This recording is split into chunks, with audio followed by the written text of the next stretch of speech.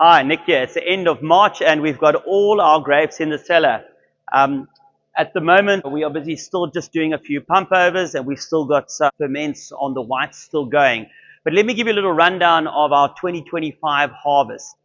An excellent harvest when it comes to quality. Very dry growing conditions, no rain during harvest and no real heat spells. So it's actually been warm but not too hot. And that creates amazing ripening conditions. We're slightly down on tons compared to previous harvests, but it's a harvest that you could probably compare to the 2015 harvest. This is one of the most stellar harvests in the last 25 years. So analysis-wise, what I'm seeing on the grapes, the color of the reds that are coming in, I'm super excited. The only one little negative we had during the harvest was we had a little bit of wind before harvest.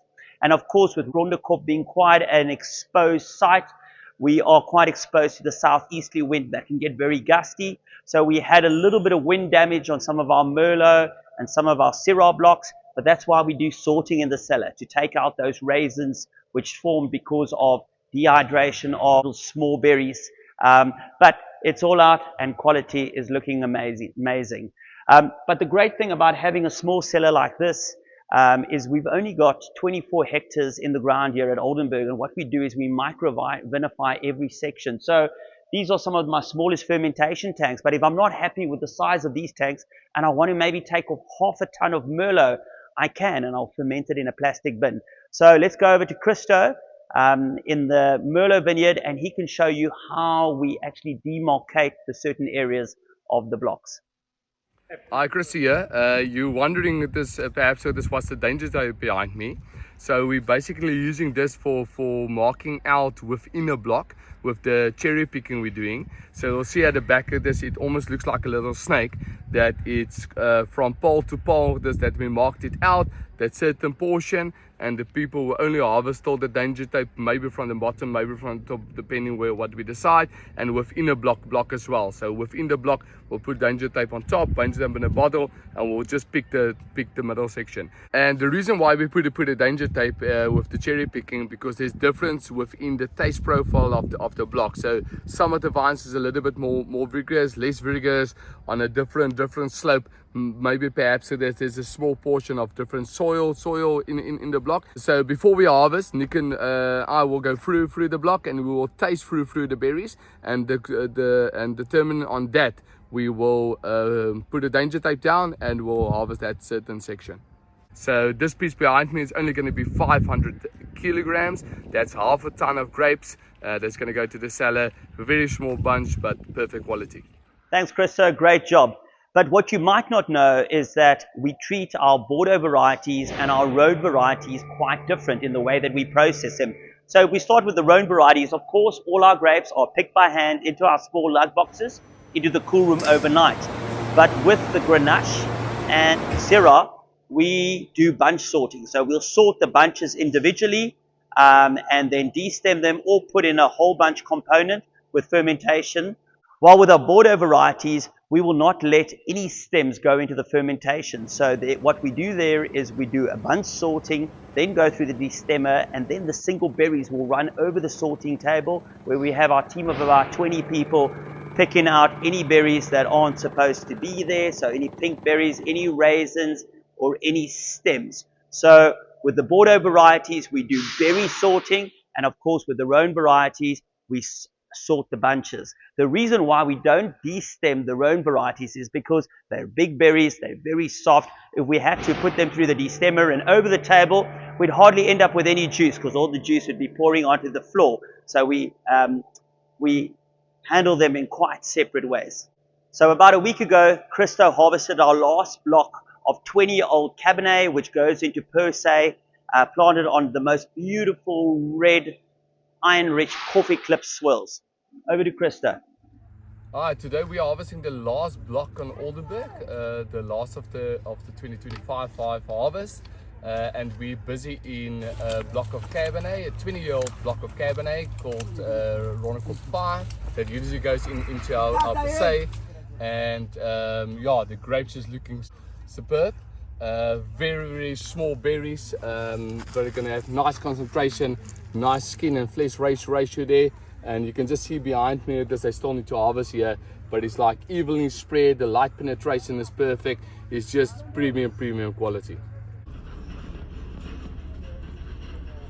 So now that harvest is over, I've got a little bit more time on my hands. So let's go up to the tasting room and let me introduce you to the newest member of our team on our direct sales side, Delaille. Welcome, Delaille Raubenheimer. Welcome to the Oldenburg team. And give me a little rundown. How's the last month been since you've been part of our dynamic team? Sure, Nick. I mean, just look at the views around us. It's been absolutely amazing to call this incredible place my workspace. So it's been wonderful. And I think just engaging with our clients, getting to know the team, and of course, getting to know these incredible wines. Yeah, it's been a journey. All right, yeah. So the wine that we have in front of us is our 2023 Oldenburg Vineyards Chenin. This was probably fermenting this time last year. 2023, quite similar to the 2024 vintage in volume-wise, but this time last year it was actually raining and we still got quite dry weather at the moment. But of course the Chenin is one of the first to ripen, so it did come in a little bit earlier before the rain. But you know, my way of making wines, all natural fermentation, so no yeast, no enzymes used, just a little bit of sulfur, and of course quite a long drawn out natural ferment done with the indigenous yeast that we use. So the wine was aged and fermented in Foudre, so Austrian oak Foudre, and some older barrels. Majority of the wine in here between, or vines in here between 40 and 50 years old, so really showing that old vine footprint. But tell me, Delaille, as a winemaker yourself, what are you picking up in the wine? Sure. Firstly, there's a lot of complexity on the nose. I'm getting a lot of floral notes, some citrus rind, some melon thrown in there. So there's a lot of different elements, and I'm even picking up a little bit of chamomile. I haven't actually tasted it. Let's give it a little taste. Mm. Mm. The palate has a very nice acidity, but integrated. So it's complex, integrated, and there's also a nice concentration on the palate. So it's got the acidity, it's got the concentration of flavor, and then of course a lively freshness. So yeah, very well balanced wine. And what I think makes this wine particularly special is the fact that you can enjoy just the glass by itself, or you can enjoy it with various different food. So I would say in particular, like a butter chicken curry would work quite well. Yeah, beautiful wine.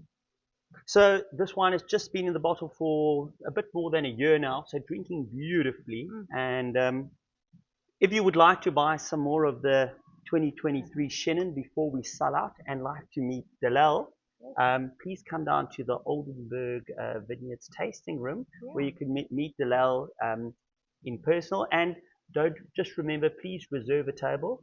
And we'd like to see you here. Yeah.